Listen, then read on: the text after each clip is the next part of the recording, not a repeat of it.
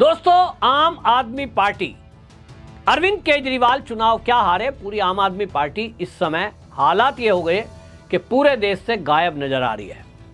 आतिशी मार लेना, जिसके बारे में मैंने आपको बताया ही है कि उनका तो एक सूत्री कार्यक्रम है कि ये जो दिल्ली की आम आदमी पार्टी है इस पर कैसे कब्जा किया जाए, और इसीलिए वो मीडिया के सहारे से अरविंद केजरीवाल वाला हथकंडा अपना रही हैं। मीडिया में बने रहने के लिए उल्टे सीधे काम करना, फर्जी मुद्दों को उठाना, कहीं फोटो का मुद्दा बनना, कहीं कुछ बात करना, लेकिन उनको मीडिया में बने रहना है। उन्होंने अरविंद केजरीवाल से टैक्स सीखा है, लेकिन पूरे देश के अंदर आम आदमी पार्टी की हालात ये हो गए कि कई राज्यों के तो जो कार्यालय हैं उस पर ताले लटकने शुरू हो गए हैं।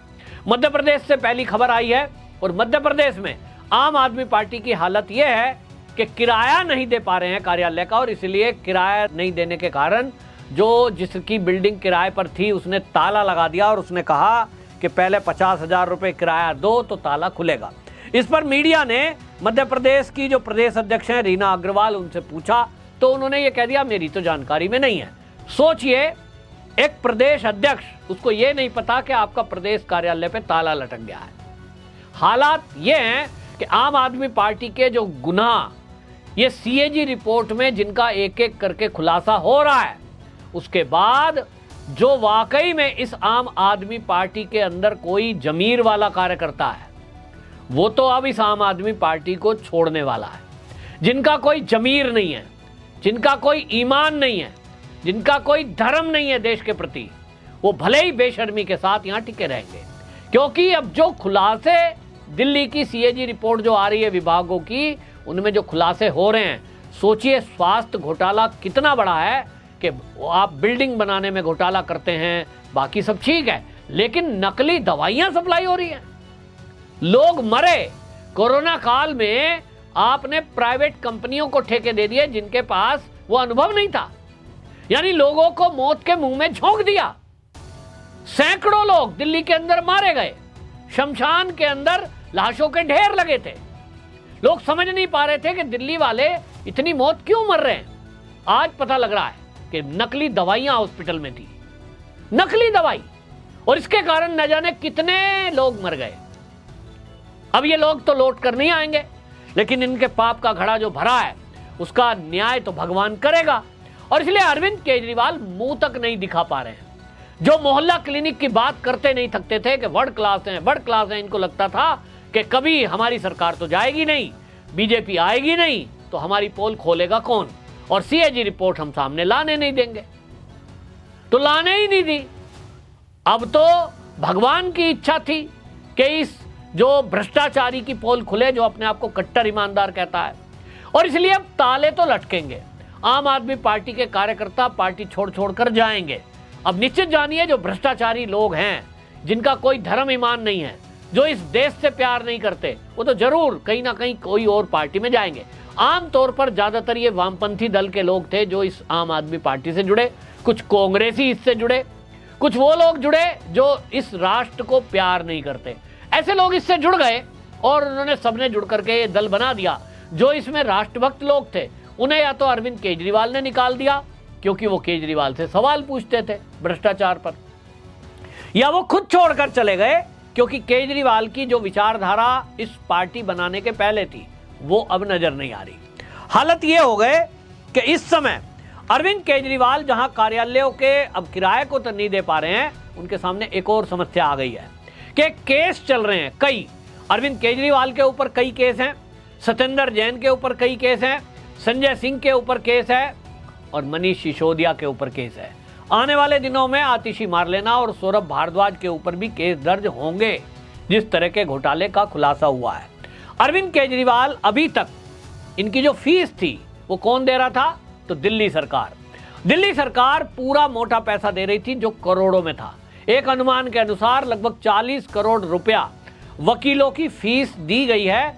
अभिषेक मनु सिंघवी जो उसमें प्रमुख वकील थे, अरविंद केजरीवाल की पैरवी करने के लिए वो सुप्रीम कोर्ट तक में जाते थे, और उसके कारण से अरविंद केजरीवाल, संजय सिंह, मनीष सिसोदिया, सत्येंद्र जैन ये सब जमानत पर आज बाहर हैं।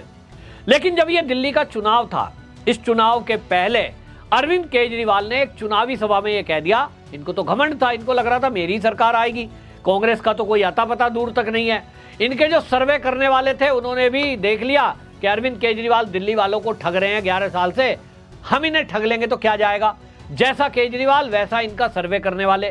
केजरीवाल को कह दिया कि तुम्हारी पूर्ण बहुमत की सरकार बनने जा रही है और बीजेपी वालों की तो 8 सीट आएंगी, फिर से तुम 70 में से 62 सीट जीत रहे हो।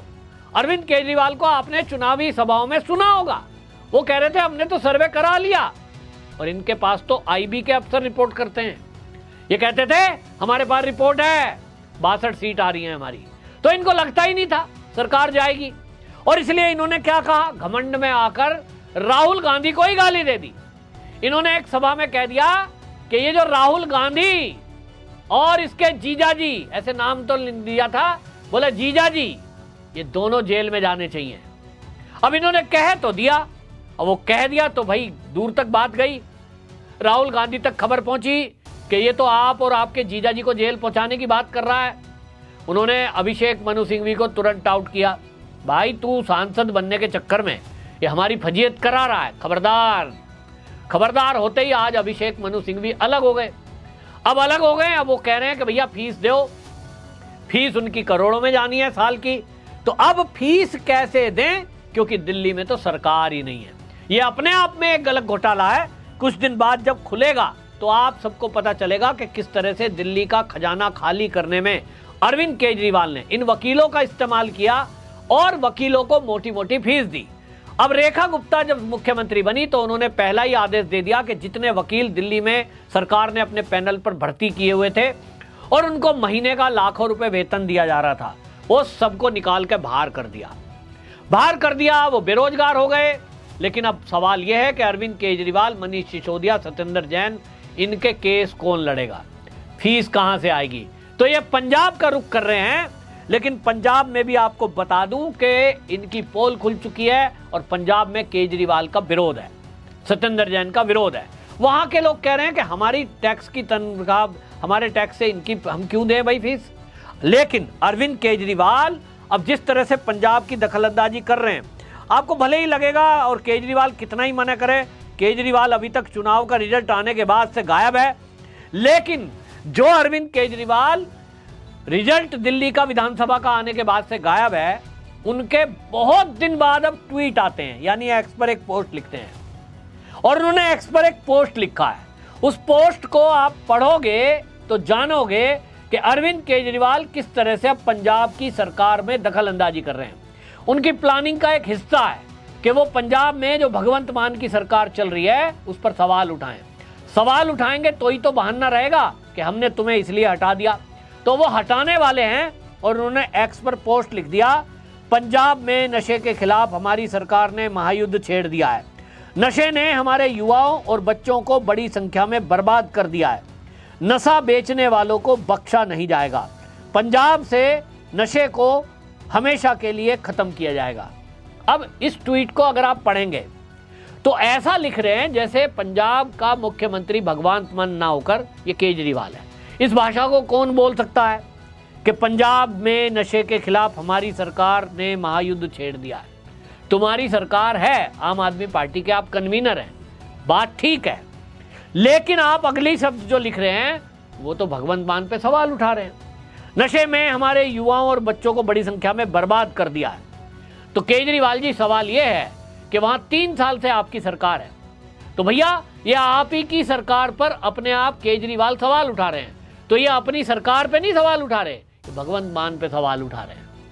अब इसी में किसी दिन ये कहेंगे, और ये होने वाला है, कि ये पंजाब के विधायकों से ही हल्ला गुल्ला करवाएंगे और ये कहेंगे देखो जी विधायक ही नाराज हैं, नशाखोरी ज़्यादा हो रही है और भगवंत मान कंट्रोल नहीं कर पा रहे हैं, और इसलिए क्या करो भाई, भगवंत मान को बदल दो, किसी दूसरे को बना दो। किसको बना दो? जो अरविंद केजरीवाल के कहने में चले। अरविंद केजरीवाल क्या चाहते हैं? अरविंद केजरीवाल चाहते हैं कि जो उनके केस लगे हुए हैं उनके ऊपर, चाहे वो मोदी की डिग्री को लेकर झूठ बोला हो उसका केस है, फिर चाहे संजय सिंह के ऊपर केस है, फिर चाहे इनके भ्रष्टाचार के ऊपर, शराब घोटाले को लेकर केस हैं। ये चाहते हैं कि पंजाब में ऐसा मुख्यमंत्री गद्दे पे बैठे जो इन्हें हेलीकॉप्टर प्रोवाइड कराए घूमने के लिए, इनको प्राइवेट जेट दे इधर उधर घूमने के लिए, और इनकी वकीलों की मोटी फीस देने को तैयार हो, और तो और इनकी सुरक्षा फिर से बहाल हो और इनको राज्यसभा में भी भेजे। तो कुल मिलाकर एक ऐसा प्यादा बिठाना चाहते हैं केजरीवाल, और उसके लिए भगवंत मान का हटाना पहले जरूरी है। भगवंत मान ने अपने कुछ इरादों से दिखा दिया है कि भैया वो पिट्ठू बनकर अब नहीं रहेंगे। कुल मिलाकर भगवंत मान की वो स्थिति तो नहीं दिख रही है कि वो केजरीवाल की बात को टोटली इग्नोर करते हुए अपनी सरकार चला पाएं, क्योंकि वो केजरीवाल हैं। उन्होंने अपने 2 दूत पहले ही वहां भेज दिए, एक उसमें विजय नायर जो शराब घोटाले में जुड़ा हुआ है, दूसरा विभव कुमार। ये दोनों कलाकार, इनके अंदर एक कलाकारी है कि ये किसी को भी कंट्रोल कर सकते हैं। वो कंट्रोल सिस्टम क्या है स्वाति मालीवाल ने बताया है, और ये इसमें एक्सपर्ट हैं। तो कोई वीडियो बना ली होगी और ये वीडियो बना करके वो कह देते होंगे अगर तुमने हमारा कहना नहीं माना तो ये वीडियो आप सोच लेना मीडिया में रिलीज कर दी जाएगी। ऐसा अंदर से पता लग रहा है, स्वाति मालीवाल ऐसा कहती हैं। अब देखना होगा कि वाकई में क्या पंजाब के जो विधायक हैं वो जो अरविंद केजरीवाल के इशारे पर चलने को तैयार हैं, क्या उनके पीछे भी कुछ इसी तरह की कहानी है कि उनको ब्लैकमेल किया जा रहा है, डराया धमकाया जा रहा है। अब इस बात का पता कैसे चलेगा? तब तक तो नहीं चलेगा जब तक पंजाब में केजरीवाल की सरकार है। बहरहाल ये तो दिखाई दे रहा है कि आम आदमी पार्टी में बुरा हाल है, कार्यकर्ता छोड़कर जा रहे हैं या जाने को तैयार हैं, और जो रुके हुए हैं वो हैं जिनको खाने खिलाने को मिल रहा था, या अभी उन्हें उम्मीद है कि दिल्ली से बेरोजगार हो गए तो पंजाब में कुछ मिल जाएगा। और इसलिए अब पंजाब का रुख अरविंद केजरीवाल के साथ वो करने वाले हैं। लेकिन पूरे देश के अंदर आम आदमी पार्टी अब समाप्ति की ओर चल पड़ी है। लोग इनके साथ जुड़ने को तैयार नहीं है, और यकीन रखिए कि दिल्ली में सीएजी की रिपोर्ट जैसे जैसे खुलासे होंगी तो इनकी पोल खुलेगी कि ना तो इनका स्वास्थ्य विभाग वर्ल्ड क्लास था, ना इनके स्कूल वर्ल्ड क्लास थे। इन्होंने केवल विज्ञापन में आकर मीडिया को पैसे खिलाकर विज्ञापन के नाम पर अपनी वाहवाही लूटी थी। सब फर्जी था और केवल भ्रष्टाचार के लिए था। पोल खुलने के कारण से ही अब कार्यालयों पर ताले लगने शुरू हो गए हैं। आने वाले दिनों में आप देखेंगे कि अरविंद केजरीवाल की पार्टी में 2 धड़े कम से कम होने जा रहे हैं, जैसा हम पहले से कह रहे हैं। कुछ लोगों का जमीर तो जागेगा, कुछ लोग तो तैयार होंगे कि भाई अब नहीं सहेंगे। केजरीवाल आपके साथ आए थे हम, कि वो आपने कहा था अलग तरह की राजनीति करूंगा, लेकिन आप तो सारे राजनीतिक दलों से सबसे ज्यादा बेईमान निकले, और इसलिए ये पार्टी में टूट और फूट होने जा रही है। आपकी क्या राय है कमेंट बॉक्स में जरूर बताएं। वंदे मातरम।